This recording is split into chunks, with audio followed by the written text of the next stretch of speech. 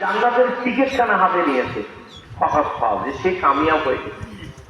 দুনিয়ার মধ্যে দেখবেন কোনো কম্পিটিশনে যদি সে একটা পুরস্কার অথবা তার অ্যাচিভমেন্টটা হয়ে যায়, সে তার যে লাফানি, ঠিক সেই অবস্থা মুমিনের হবে যে যেদিন তার হাতের মধ্যে জান্নাতের টিকিটটা চলে আসে ফাঁকাত ফাস। তারপরে লাস্টে আল্লাহ এই আয়াতের মধ্যে বলছে কওয়াল হায়াতুদ দুনিয়া ইল্লা মাতাউল গুরুর। এই বিষয়টাই আমাদের সবাইকে স্মরণ রাখা দরকার যে দুনিয়াটা আমাদের জন্য একটা ধোঁকা, এটা আমাদের জন্য একটা চাকরিত্ব, এটা আমাদেরকে শেষ করে দিয়েছে। এইটা আমাদেরকে, আমাদের বিশেষ করে বাঙালি সমাজকে, বাঙালি মুসলিমদেরকে এটা একেবারে শেষ করে দিয়েছে যে দুনিয়ার ধোঁকা। ফলে আপনারা দেখা যাচ্ছে আজকে আপনার সাথে আমার ভালো সম্পর্ক, কালকে আবার দেখা যাচ্ছে আপনার সাথে আমার ভালো সম্পর্ক নাই। অথবা হাদিস শরীফের মধ্যে আছে কিন্তু মুসলিম একমত যে প্রত্যেক মুসলমান ভাই ভাই।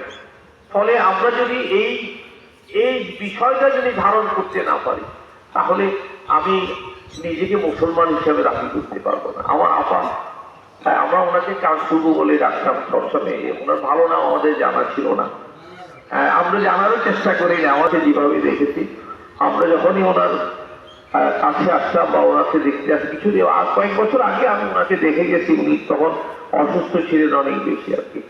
তো যাই হোক, ওনাকে ক্ষমা করে দিবেন। হ্যাঁ, উনি অনেক মানে আমি মনে করি এই বর্তমান সমাজের প্রেক্ষিতে অনেক উন্নত একজন মানুষ ছিলেন। ওনাকে ক্ষমা করে দেবেন এবং ওনার জানাজাতে আসতে পারা ব্যক্তিগতভাবে আমি মনে করি আমি উপকৃত হয়েছি।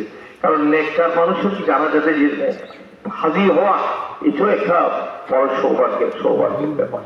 তো যাই হোক, আমরা সবাই নিজের জীবনটা নিয়ে চিন্তা করব।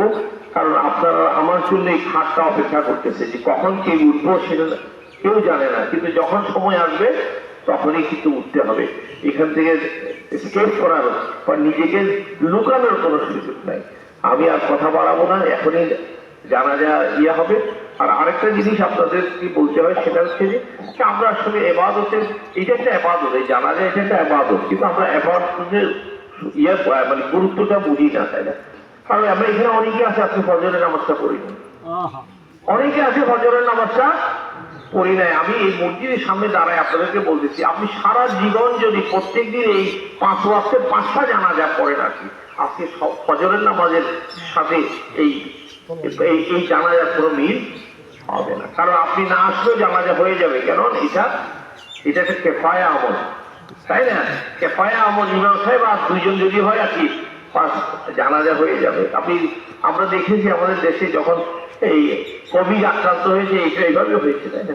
কিন্তু আপনি যদি মসজিদে না যান, এটার জন্য কিন্তু আপনাকে আল্লাহর কাছে দাঁড়িয়ে দিতে হবে।